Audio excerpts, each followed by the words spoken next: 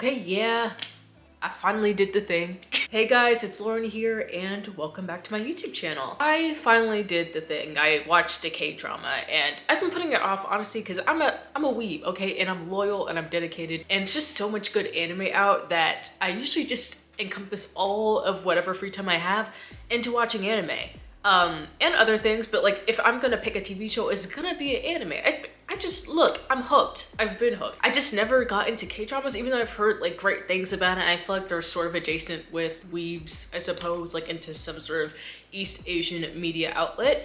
And yeah, I mean, I guess like when it comes to like Korean media, I've dabbled a little bit. You know, I watched Parasite. I've listened to the occasional BTS song, you know, like NCT, like some of them, you know, like I dabbled. I can't deny the production material, but I just never got into K-dramas itself. And there was no like distinct reason as to why. I just hadn't been watching live action in general and I was really hooked on anime. And as a result, I just never got into it. But honestly, there's a lot of similarities, I would say. I feel like they both came into the media scope in the mid 20th century. In 1960s, they both kind of started, at least anime, it started in the Western world to get some hype, and I think it was also first being produced at the time. And then for K-dramas, that was the time, the decade in which we were first being produced, and there was some like big things going out. That was around the time they both first started, and then like they start to pick up in popularity within the 21st century. Anime became really popular in the West within the last decade or so, and K-dramas have especially become popular in the last couple of years. I saw this study from one news outlet that said that from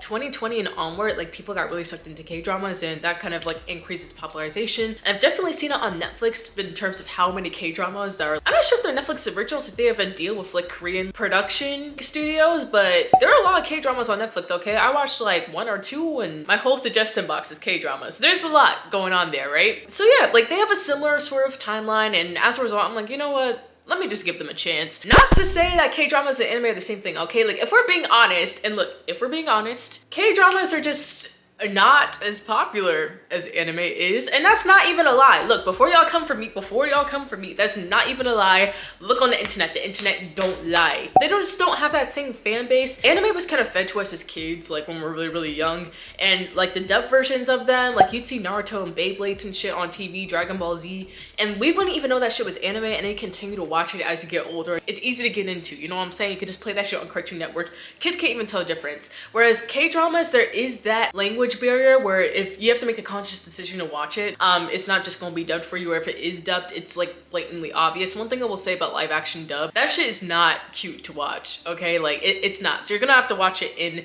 the original language. That's not to say like you can't do that. Like look, most of the anime I watch nowadays is in the original, like hello? Also, I'm learning Japanese, so what would I be doing if I'm not doing that? There are very few anime I watch dubbed nowadays. There's some old 90s anime that have like pretty good dubs. Like for example, right now I'm watching Yu Yu Hakusho. That shit is amazing, right? But for the most part, you're gonna watch that shit in the original language because the acting is better and there's just a lot more going on there. I kind of sidetracked. The point being, it made it a bit harder for K-dramas, I guess, to be popular for people in the Western world because it's not as easy to dub, and there are many cultural differences, which in Japanese anime, considering like when it was first being made, it was made for a wider worldwide audience versus K-dramas, which I would say is not necessarily made to suit the wider audience of the world. It just so happened to become popular as a result. I'm sure there's plenty of videos that go into research of this. I will try and link them down below. But yeah, because of that, anime is definitely more popular, but I gave K-dramas a chance because fuck it, I've heard good things. I've just heard good things. Look, I had a coworker that gave me a whole long ass list about K-dramas to watch. I feel like most people I know have at least dabbled in it a little bit, so it's time that I did it. It's summertime, I had the time, so I did it, and this is basically how it went. So here's how my K-drama watching journey began. I started my K-drama watching journey, and these are only two I've watched so far. It is Crash Landing on You and Bloodhounds, and those were amazing series, okay? Crash Landing on You I've literally heard since, I don't even know, the beginning of time. I think it came out in 2016, and it's just one of the most popular K-dramas. Look, if you're looking for an entryway K-drama, it's gonna be one of the main ones that you hear about. And I watched it with my friend. Then I watched Bloodhounds just because one of my favorite reaction channels, your boy Roshi, they were doing reactions for it. And there was another reaction, I think it's like your boy Rock Lee, and they were watching and they're like, yo, this show, sickening, you have to watch it. So my ass was like, all right, I have to watch it. So those are the two I ended up watching. These are also two K-dramas that are completely different genres, right? Because K-dramas, it's like a broad term to encompass that genre of television, but it's not just one genre of television. It's the same as anime, right? Anime is supposed to basically just be the short term for Japanese animation. It's basically just used as a term to distinct Japanese animation from Western forms of animation, right? And that's not to say the entire genre is just anime. Like the entirety of anime is not just popular shonens, right? Like Naruto or My Hero Academia. There's a whole huge amount of genres within it. Seinen, shoujo, josei, which is one I just recently learned about. But yeah, there's just a lot of different ones, right? So there's not just like one genre of anime. The same is true for K-dramas. So there are many, many different genres within it. And while I don't know the distinct terms for it, look, I've been an anime fan way longer than I've been a K-drama fan. Crush Landing on You was like a comedy, and that was like its whole scope. It was like a rom-com, right? That's its entire thing. Bloodhounds, that was like an action, it was like an action found family based TV show. So very different genre. So I guess I could say I got like a decent range to judge things by. Obviously I can't judge the entirety of K-dramas based off the two K-dramas I managed to watch quite briefly this summer, but you know, I have a decent starting point. I'll start by giving the synopsis, right? Crash Landing on You. Most of y'all, if you clicked on this video, I'm gonna assume you've watched it, but in case you haven't, in case you're curious, Crash Landing on You is essentially the story of Yoon Sari. She is this like big, like multi-million dollar, she's mad rich, right? And she comes from this very, very rich family. She recently got the inheritance of her family. She's gonna become the CEO of the family company, despite the wishes of her two brothers and even her mom to a certain extent. So like her family's not really on her side, but she's trying to be the bad bitch that she is, make money, continue to run her own company, which she started and built on her own, and then also run the family company. But before she does that, she decides she's gonna have like one last hurrah, do this cute little adventurous thing, and like, hey, let's just go wing gliding. So that's what she decides to do. She decides to go wing gliding, but things take a turn for the worse. Basically what happens is that the most goofiest, cartoonish, unbelievable tornado comes through the exact time that she decides she's going in the air. It makes you wonder how the hell they didn't see that forecast. This is the 21st century. You would think they would know. So Yoon Sari ends up being caught up in this tornado, and yeah, things just take a turn. She ends up across the border and on North Korean land, where she ends up meeting Captain Ri. 하는 것 같은데 내가 남해 오지 않았어.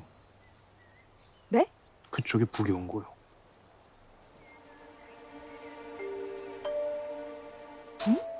북한? North Korea?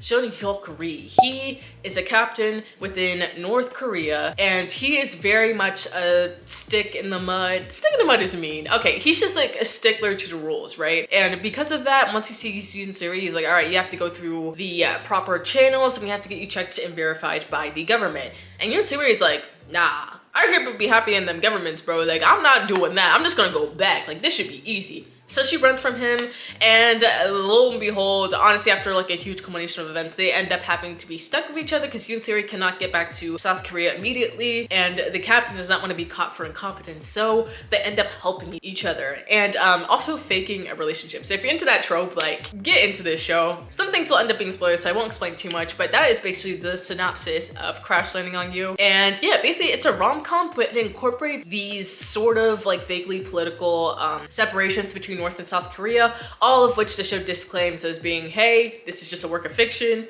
don't take it too serious, you know, like that kind of stuff. And then also a rom-com, so it mainly focuses on the romance, but also sort of like some of the cultural tensions and differences between North and South Korea. So that's what that's about. And then Bloodhounds, it's a story that follows Gun-woo, and he's just like this boxer. He's one of the best boxers, I think, in South Korea. Yeah, I think he's one of the best boxers in Korea. He is essentially just trying to box in order to make money to help support his mother, because his mom, she's alright and she has her own business, like her little shop, but it's not doing the best, right? Like they're struggling a little bit because it is, oh, this is the coolest thing about Bloodhounds. It's basically a pandemic story, which you don't see as much of. Like some things just incorporate into the show that's already running, but they don't necessarily do it as well. It's kind of like a blink and it's gone. Whereas this show, like the entire story is based in pandemic and post-pandemic world. She's struggling in the pandemic, right? So this man, Gongwoo, is like, I'm gonna try my best to help her route. I'm gonna box and I'm gonna make money. I'm gonna be the best I can possibly be. Like, he's not just doing it for his mom too. He's honestly doing it because he genuinely appreciates the art of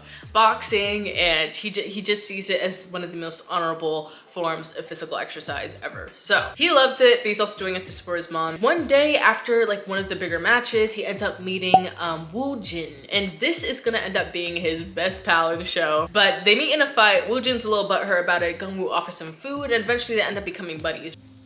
난 초등학교 6학년 때부터 글러브 꼈어. 우리 아버지는 국가대표. 아 그럼 복싱은 아버지한테 배운 거야?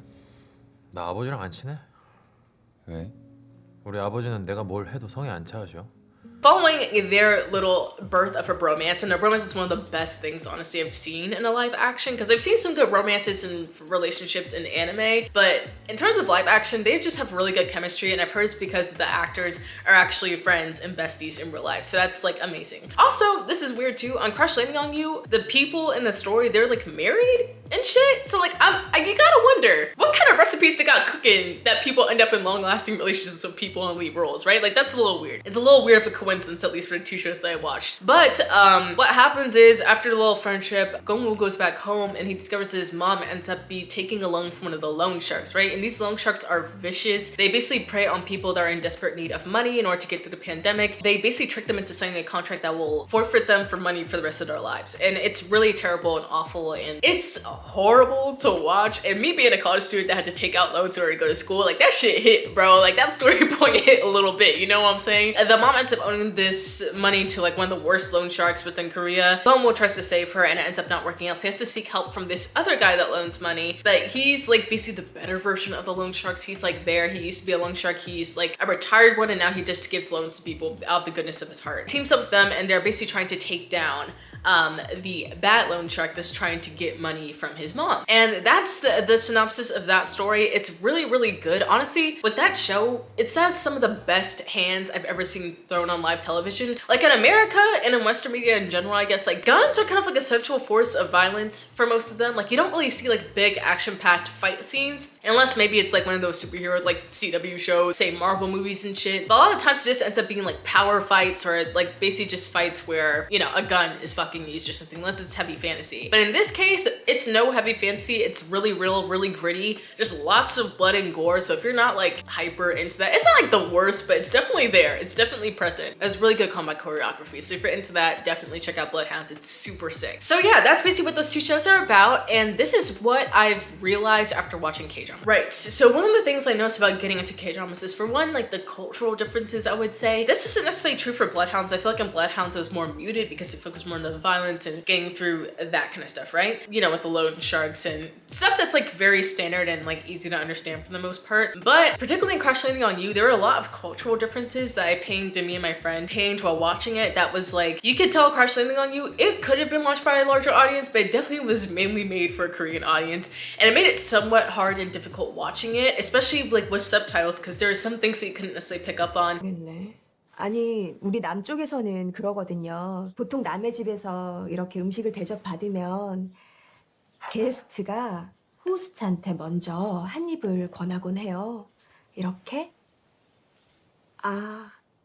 There were a lot of cultural differences, right? Like, North and South Korea, I assume, would have a good amount of cultural differences, considering their governments are run differently, their economies are run differently. But there are certain things, like, for example, language barriers between the two that we didn't really clock. But if you're, say, Korean, you would understand that there might be different language stuff going on, and you would catch that more easily. Whereas if you're just reading the subtitles, you'd wonder why a character would get confused about, like, how they would say a certain thing, you know, like that kind of stuff. So, yeah, it was just a little different. Not hard to watch. Like, honestly, if you're watching it, it's not like it's the biggest turn off when you're watching a show, but definitely, like, I feel like for K-dramas there is a bit of an edge knowing how Korean society works and how Korean language works. If you can't grasp onto that as quickly, it could be a little like off-putting, I suppose you can say. Not bad, just different. There's that. There was also the fact that there are like certain things going on in North Korea, which I don't know if it was true or if it was just fictional liberties. But for example, like the particular military village place that Captain Ree was staying at with the subordinates and Sari was hiding in, there were a lot of times where they wouldn't have access to electricity there. Whereas in Pyeongchang, I believe that was like the name of the city, there was a good amount of access to electricity. They didn't have to worry about like certain things. There's also moments where they would hide Western Western products, like they would basically smuggle it in. I don't know if that's a real thing or if it was also creative liberties, but that kind of stuff, right? And I don't know, there's just like those minor like cultural differences that it would make more sense and you would understand it more if you weren't, say, watching K-dramas for the first time, if you were like familiar with Korean culture like that. But me as a newbie, like as much as Crash Landing on You is pretty good entryway into K-dramas for sure, that was just still, you know, it was a little hard to understand at times, especially if you're watching with subtitles. That's something I will say. Also, the weird thing was like fried chicken. Like I don't know if in North Korea they don't eat like chicken or meat as much, if that's like an actual thing. Maybe I should actually research it after this video, but they were like really surprised to eat fried chicken. Like the cast, like Captain Maria's subordinates, they're really surprised and happy to eat fried chicken. And I was like, y'all,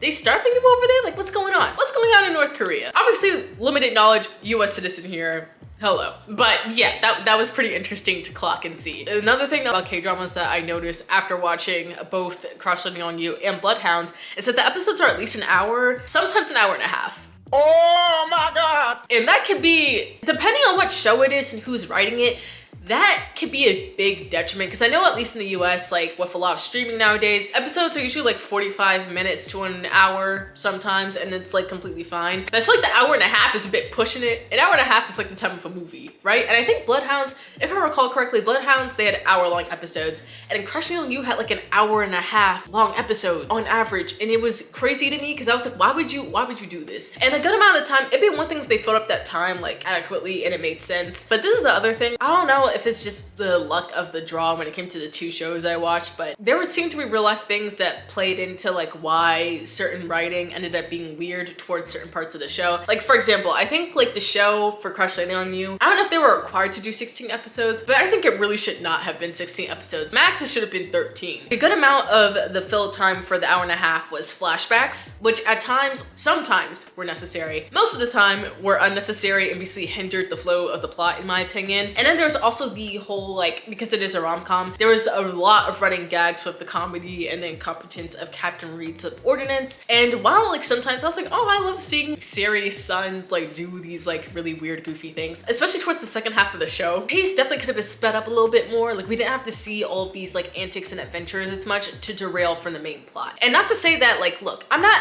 entirely against fluff, but it gave the same feeling as filler episodes for anime. Oftentimes in anime, especially the older animes from like the 90s and early 2000s, there were a lot of episodes that were like filler because they were not making episodes for a season, they were making it for an entire year. So they'd have to have an episode every year, and if say like a manga chapter wasn't out yet, or say like the source material didn't have that like new material yet, the animators needed more time to animate like that intense part of a series, they would give filler episodes to get to know the characters more, see them in random situations that you wouldn't normally see them in the plot, and like let you get to know them more, which isn't inherently bad, but if there's too much of it, which oftentimes there can be too much of it, it ends up ruining the story a little bit. So Crash Landing on You, even though it was like an interesting, heartwarming story, the antics and the flashbacks and like all of this unnecessary dragging of plot did kind of put me off towards the second half of the series. And in terms of Bloodhounds, like the hour-long episodes, honestly, I felt like it worked in Bloodhound's favor because a lot of time I would start the show, and I don't know if it was the way it was written, directed, produced, but the hour went by in a flash. Like I'd watch it and I'd be like, whoa, there's a lot happening. And that might be in part due to the fact that it is action. For me, rom-coms, again, this is also in favor of Crash Landing on You, right? Because it's not by any means a bad show, but me personally, I am not one that watches rom-coms very often, right? I'm one that usually watches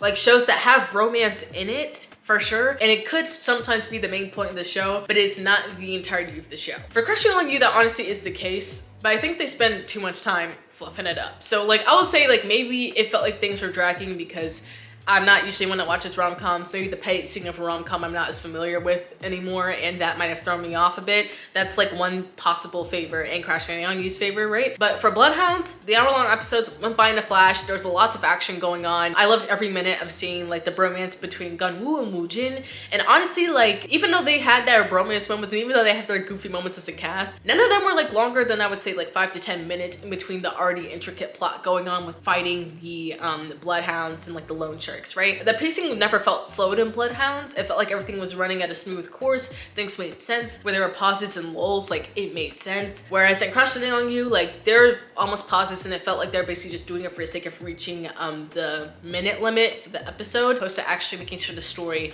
flowed properly. But yeah, I also am aware that like my idea of pacing could be different as being someone that is from America. Like the way American movies are made versus the way that movies across the world are made are very, very different. And my standards for how a story should flow also are probably very, very different as a result of that. But that's basically my impression. I think the at least hour to hour and a half episode long stuff can either hurt or help you. Another thing for Bloodhounds, this is interesting. So like Crush Landing on You kind of had like the pacing error, right? And I feel like in Bloodhounds case, the pacing was going really, really well until the last couple of episodes, and I will say it's probably because of the thing that happened. I heard and read about how like one of the actresses, she basically was in a car accident and it was because of alcohol, right?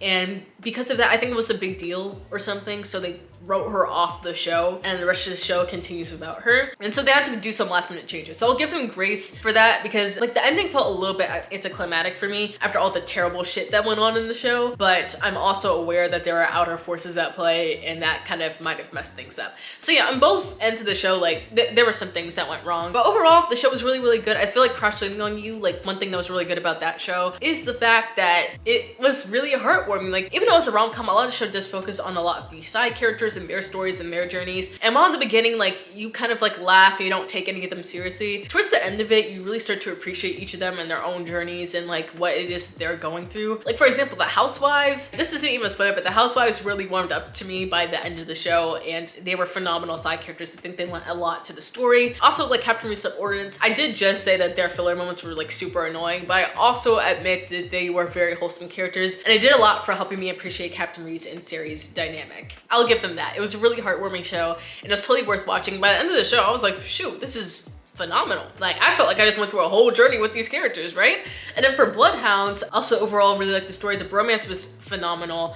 The found family trope in this show like worked really, really well. And the loan sharks, like the violence was top tier. I have to say, I never thought I would say that phrase out loud, but it really was top tier. It was fantastic. The rest of the show was just good. It was good, despite the fact that they had to like work with all of these new parameters. It was really freaking good. So overall, like, did I like K-dramas? Yes. Would I give it a chance again? Probably. And the only reason I say probably is because I am a college student and then soon after, like I graduate because I graduate in a year because I'm a senior, I'm gonna be trying to get into the workforce. I don't know how much time I have to be watching hour-long episodes. This is one of the appeals of anime, right? Animes, the episodes at max are 25 minutes and that includes like the opening and the ending songs. It's really easy to watch if you're on break from work, if you're on break with school, in between classes, in the morning. Like it's the perfect episode time to squeeze in while still getting a bit of entertainment and not feeling as if you've wasted an entire hour of your life watching this thing, right? So that is the point for anime. And not to say watching anything is a waste, but like an hour and a half of your audience's attention is like, how do y'all be watching? Who is the main audience for K-dramas? Like who is the time to be watching an hour and a half long episode every day? Maybe that's just me personally, but that's how I felt. But yeah, probably basically means yes. I just need to find the time to watch it. I guess that is all actually. So thank you guys so much for watching. If you like this video, you know, do the usual. Make sure to like, comment, and subscribe. It really helps my channel. And also, if you have recommendations, please comment them down below. I'm looking for more. It's just really overwhelming. Like, it can be really overwhelming looking for that stuff, right? So please comment your suggestions down below. Like, comment, subscribe, follow me on all my medias. They're always linked down below. And I will see you all in the next one. Thanks for watching. Bye-bye.